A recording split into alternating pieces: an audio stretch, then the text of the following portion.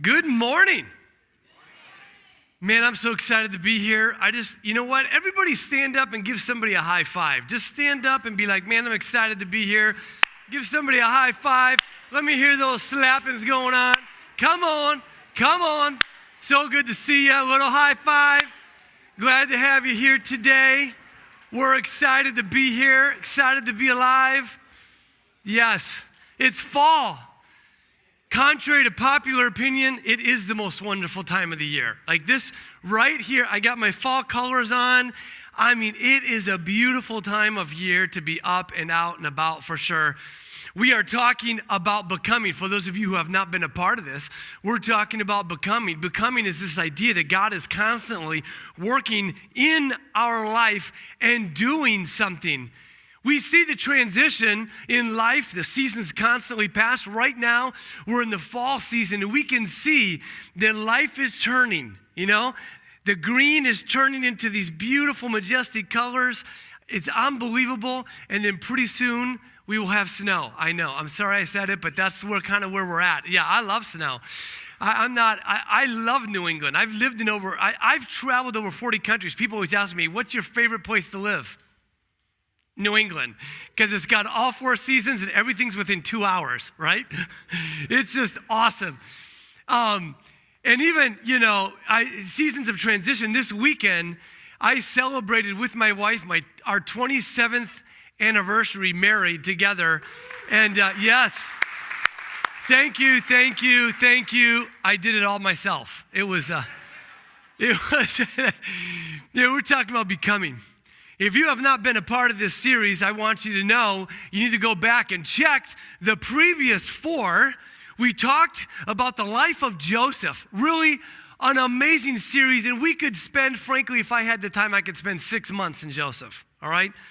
But we're going to transition out of Joseph into a different character, specifically because I want us to think differently about this idea of becoming. I just want to go from Joseph to we're going to go to Joshua. And there's a reason.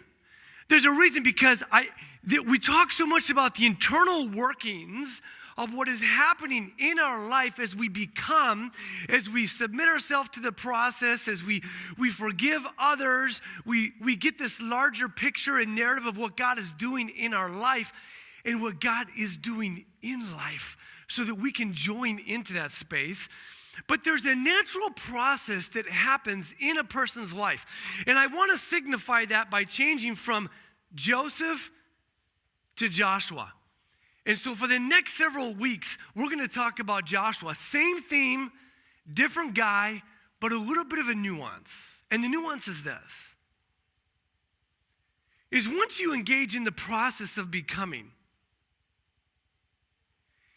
there is something that happens inside of you that is impossible to keep inside of you. There is something that happens inside of you that is impossible to keep inside of you, to allow it just to stay where you are. It's impossible. It's an outward expression. What is happening inwardly ends up becoming an outward movement, an outward influence on other people. Each one of us has influence on somebody. Each one of us, does not matter your age group. You can be a grandparent, you have influence on your children and your grandchildren. You can be a parent, clearly influence on your children, but you can also influence your parents, right? And therefore, children, same thing. Children, you can influence your parents, right? And grandparents by the way that you live, but also it happens horizontally. You can, in sort of your circles of influence, you actually influence people all around you. At work, at play, neighborhoods. Again, becoming is a part of you becoming internally, but there's an outward expression because here is the bottom line. That which is healthy inside, that which is healthy will grow. That which is healthy will reproduce. That is the natural order of life. That which is growing in a healthy manner, that is submitting itself to the process of what God is doing in the life will automatically become an outward expression. And another word for influence in my mind is leadership. Each one of you is a leader. You may not view yourself as a leader. That's fine. Think of yourself as an influencer. So sort of the nuance that I kind of want to change here is that, yes, we've been talking about Joseph, but Joshua, same things are happening and have happened inside of him, but you're going to see how his life and the decisions that he makes in his life on his journey affects people around him in tremendous ways. Because each one of us is called to be an LDX. Now, many of you don't even know what that is, but some of you might actually. And LDX is a word that we use up at Berea. We use at Berea. LDX, a leader, a discipler, and a multiplier. LDX. Say it with me. LDX. Like you mean it. Ready? A leader, a disciple, or a multiplier. And in order for a leader, and a disciple, or multiplier, there are certain additives, ingredients, additives that need to be a part of who you are. An additive is a substance that is added to something in small quantities to improve and preserve.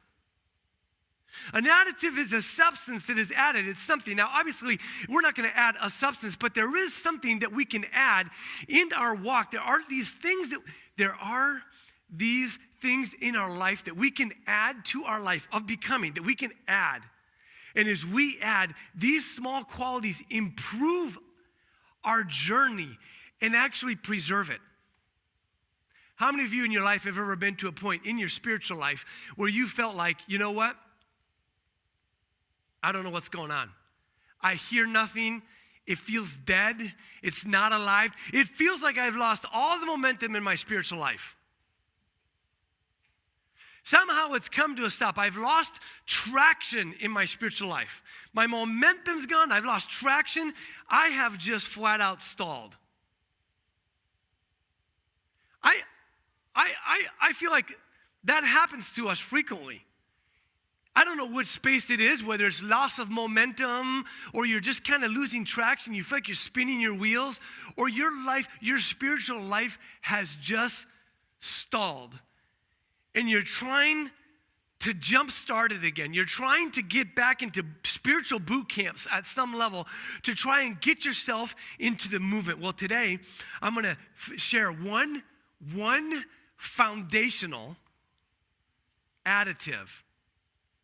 One foundational additive that needs to be present in your life in order for you to not just live the inward expression, but live the outward expression of an LDX. Somebody who is a leader, a discipler, and a multiplier. Somebody who is centered, right here, centered on Great Commission living. For those of you who aren't aware of what I mean when I say that, Great Commission is what was given by Jesus before he left the earth. In Matthew 28, he said to all of his disciples, right as he was leaving, he said, here's the one thing I want you to ruminate on. Go and make disciples of all nations and baptize them in the name of the Father, Son. It is Great Commission. It is the understanding that you are being sent out to influence the world, to lead the world to a place where they understand that there is a God, a leader, a discipler, and a multiplier. And if you are healthy as a believer, this is a natural expression. You cannot contain within the skin walls of your life, you cannot contain a life of reproduction and a life of growth. It happens naturally. But there are additives that help us in those moments when we're stalled. And we're going to read Joshua chapter 1. Let me just read a portion of scripture to you right off the bat. Joshua chapter 1, verse 1. We're just going to read this to kind of give you a sense. And then I'm going to give you a little bit of the context of where we are. But listen, I want you to listen and put yourself in this space.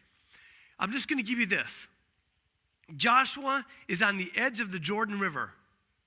Moses just died, and he is now in control. He is the leader. Listen to these words. Verse 1.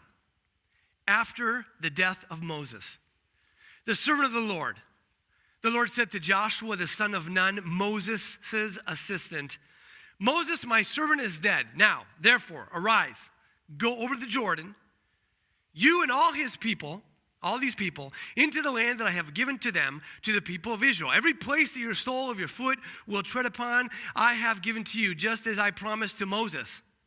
From the wilderness of this Lebanon to as far as the great river, the river Euphrates, and all the land of the Hittites, to the great sea, towards the going down of the sun shall be your territory. And no man shall be able to stand before you all the days of your life, just as I was with Moses, so I will be with you.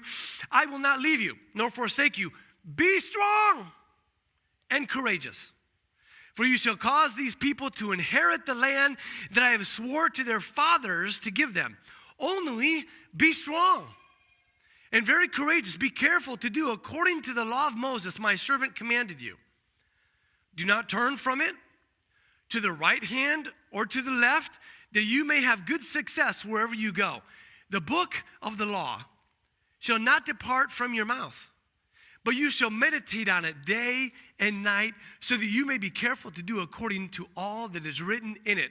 For then you will make your way prosperous, and then you will have good success. Have I not commanded you? Be strong and courageous.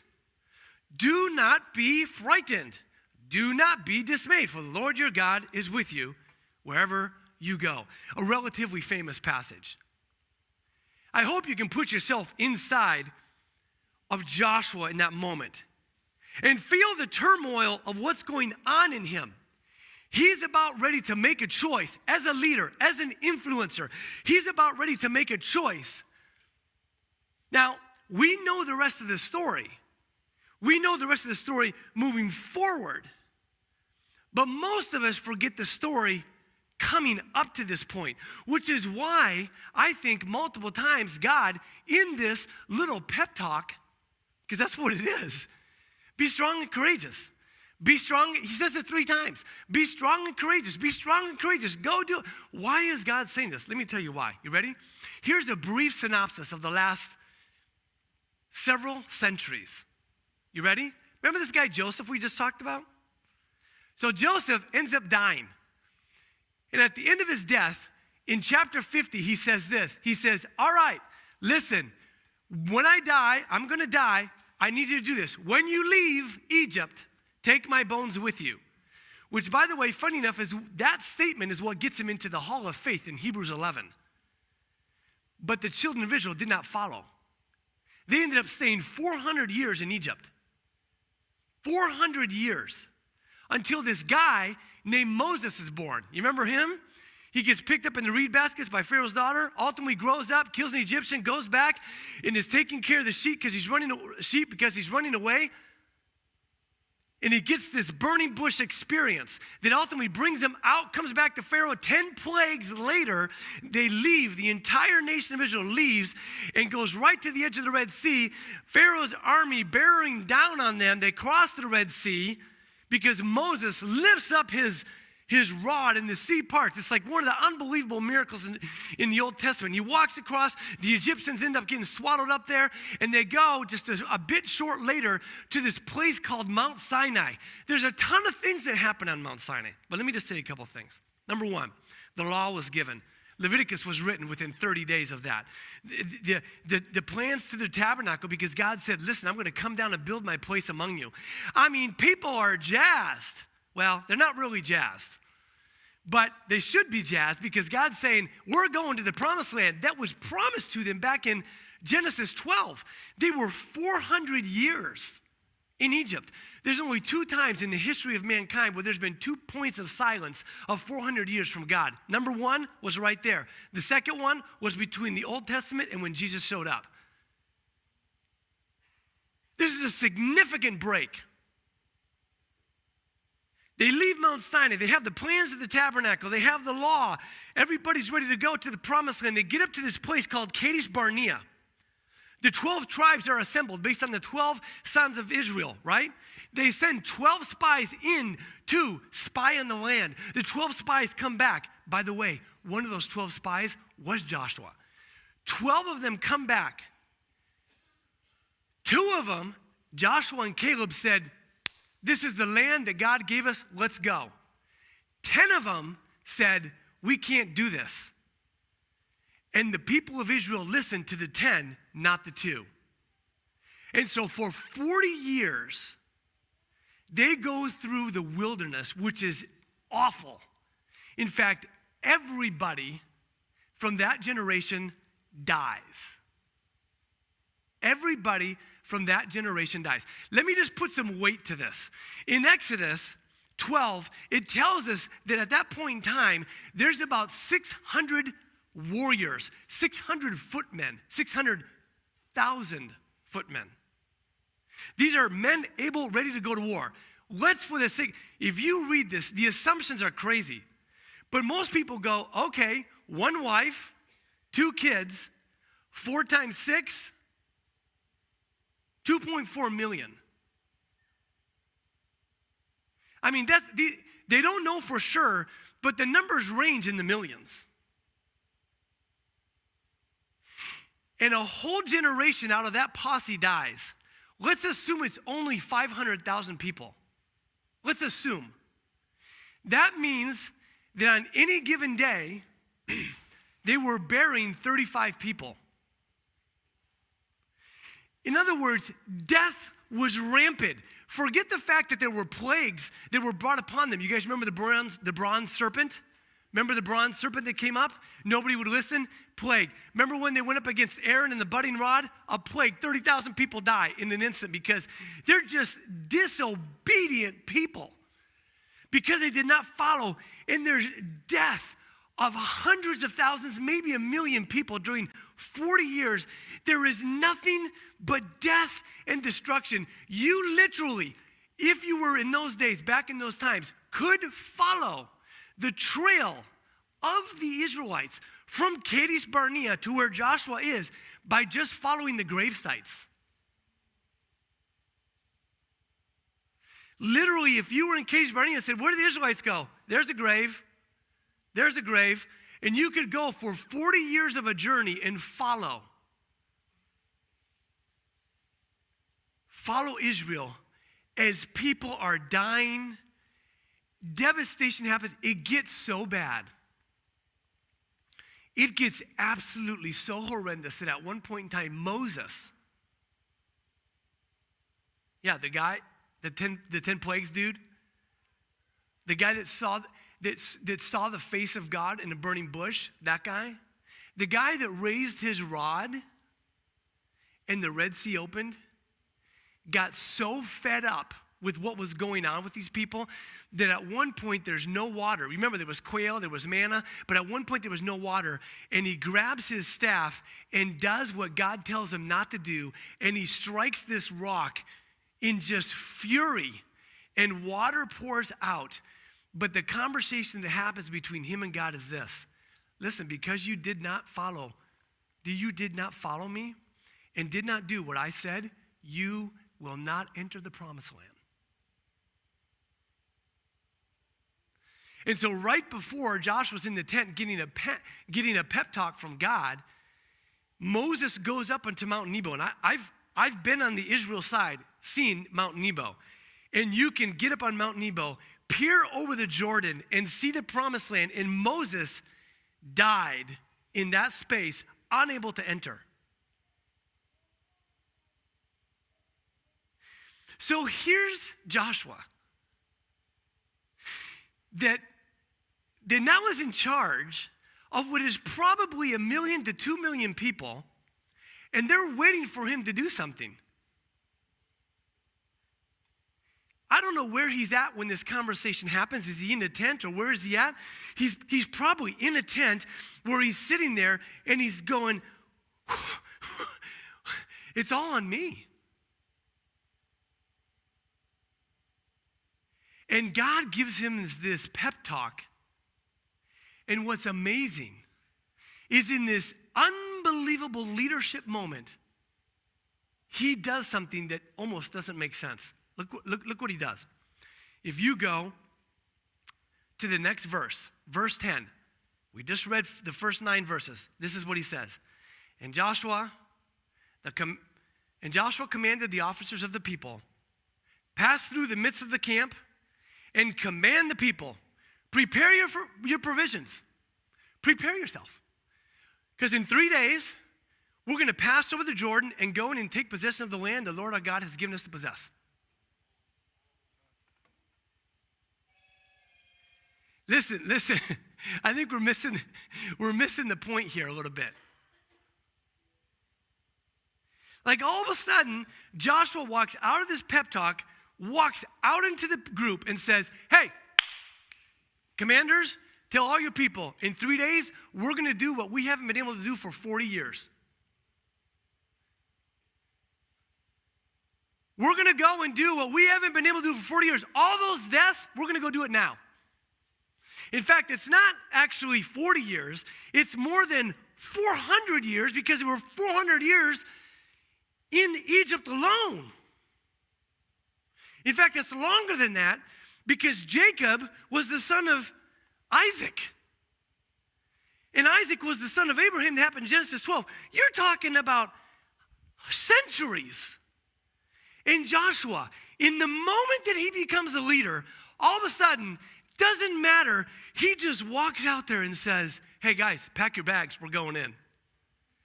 What unbelievable leadership quality does he have that all these other people could not muster in a moment of such great devastation that all of a sudden he moves forward? I mean, I'm a student of leadership, I'll be honest with you.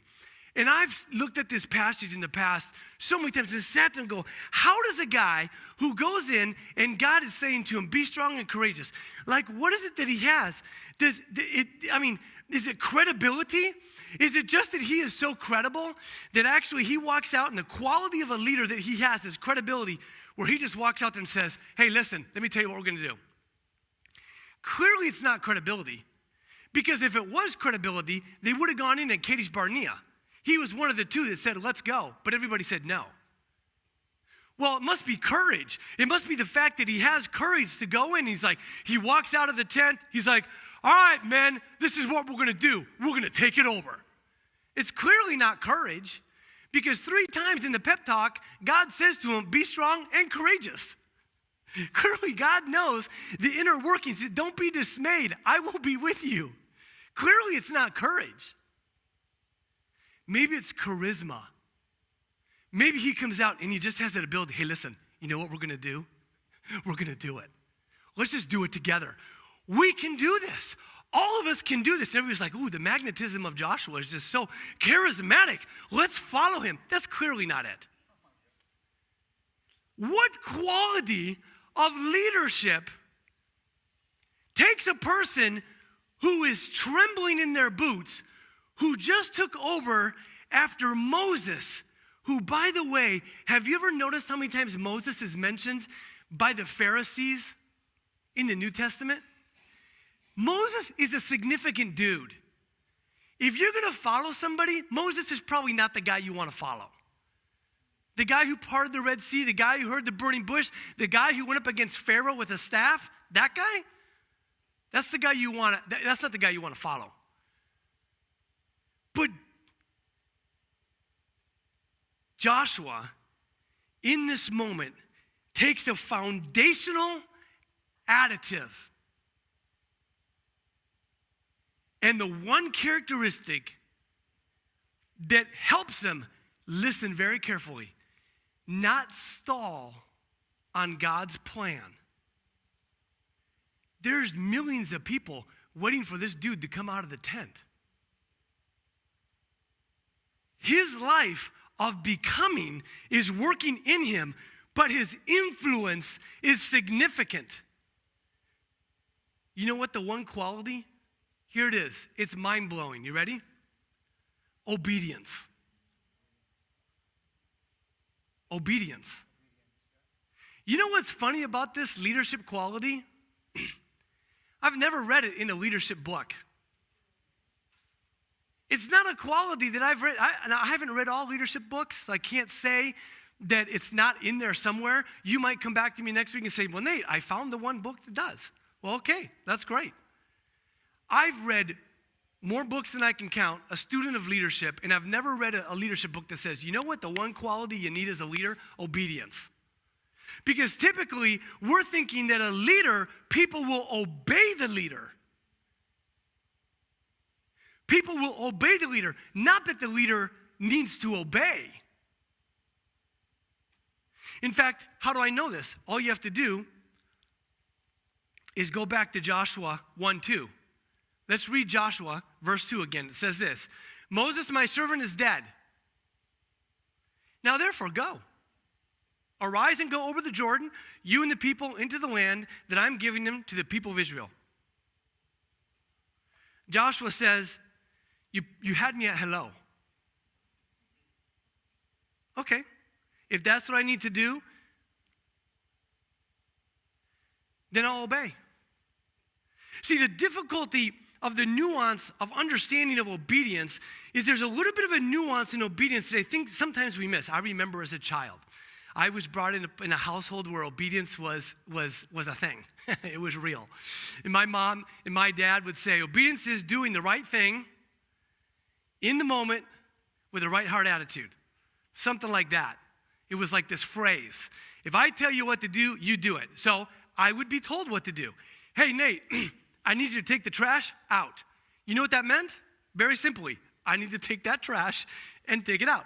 Nate, I need you to mow the lawn. That meant get the lawnmower, go and mow the lawn. Nate, I need you to water the flowers. Nate, I need you to paint the house. Nate, I need you. The thing about it is that obedience was very clear.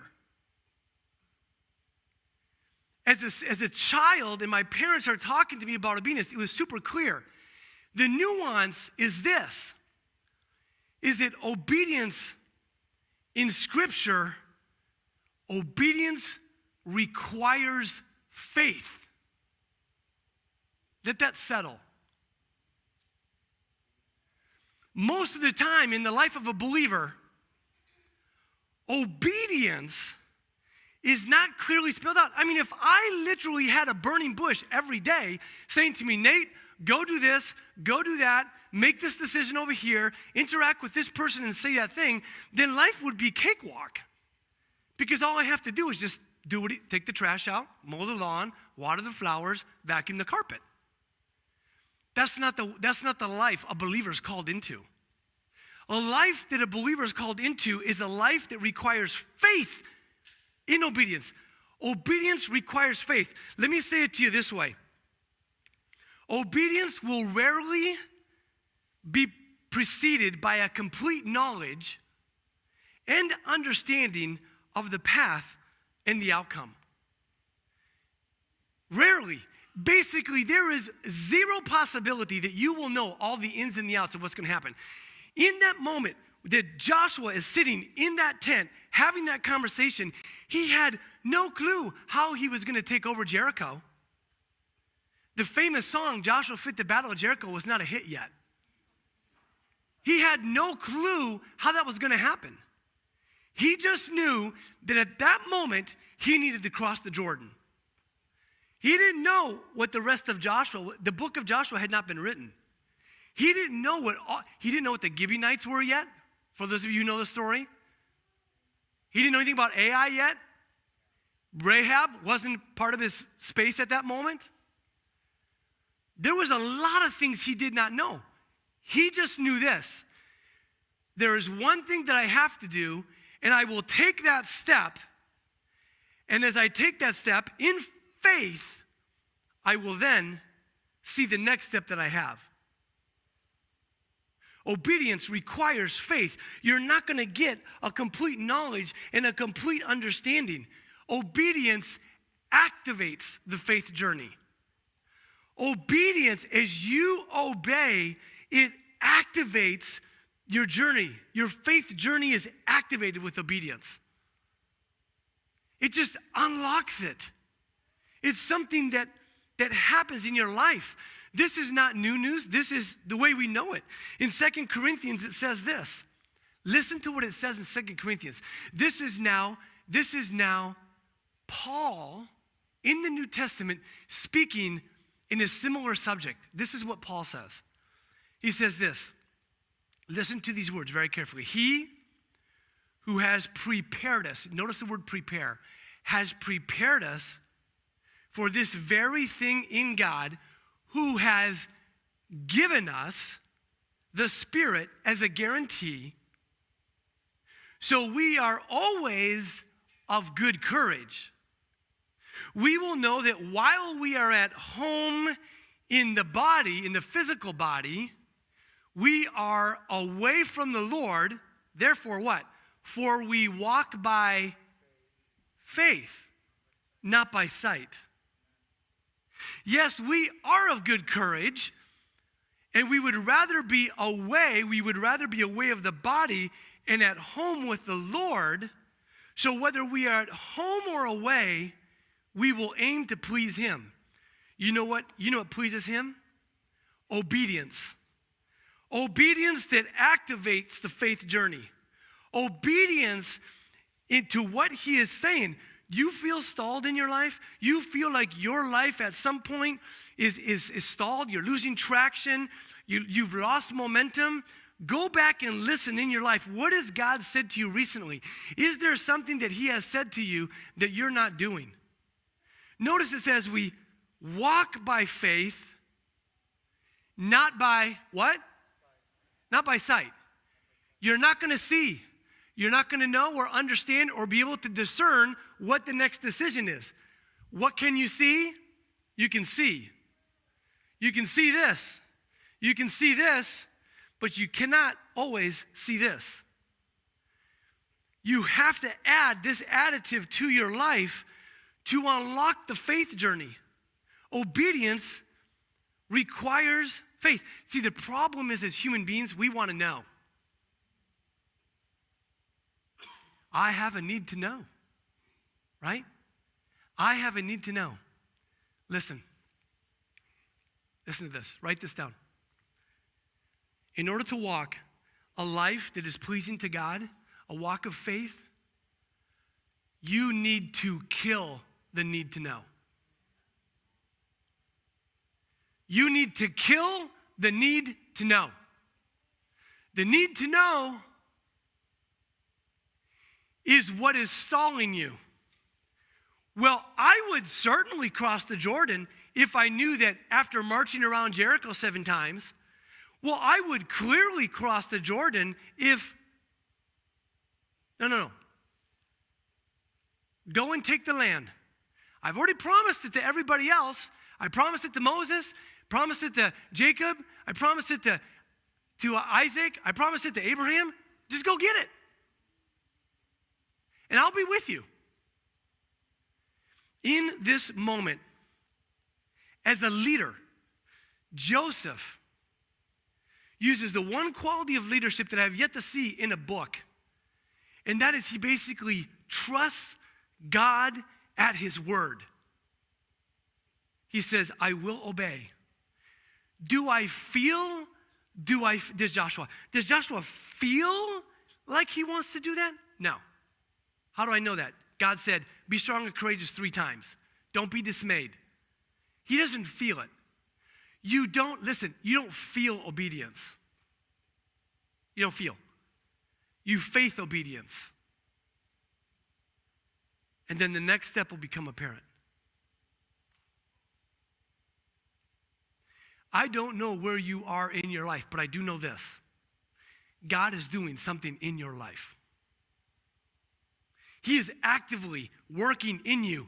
Open up your eyes, to use this metaphor from the last couple weeks. Open up your eyes to see what he's doing. And understand that in your life, you actually are an influence. And as you seek to God in your life, it is an automatic outward expression that which is healthy will grow, that which is healthy will multiply. You have a circle of influence. And what God is calling us to is Great Commission living. Is to look outside and go, what decision do I need to make in my life that will affect others? Clearly, it's going to affect my life, clearly. But it's not just about me. We talked about that last week. It's about what God is doing in me and through me. So where are you? What has God been knocking? I don't know your life. Was it something with work? With your wife? Was it with your children? Your parents? Is there something that God wants you to do that feels crazy and you just want to know? Kill the need to know? You need to kill the need to know. Is it at church?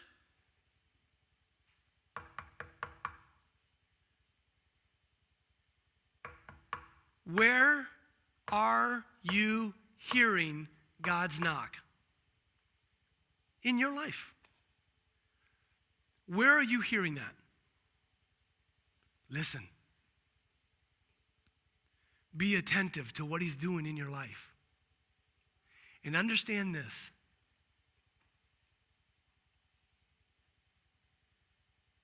Obedience requires faith. In order to unlock the faith journey, you have to obey. And you take one step at a time, you will not know everything in front of you. Kill the need to know and add into your life obedience. And understand that God is doing something in you and through you in a world that needs him. And so I send you. I commission you to go and make disciples of all nations in the name of the Father and the Son and the Holy Ghost. You're dismissed.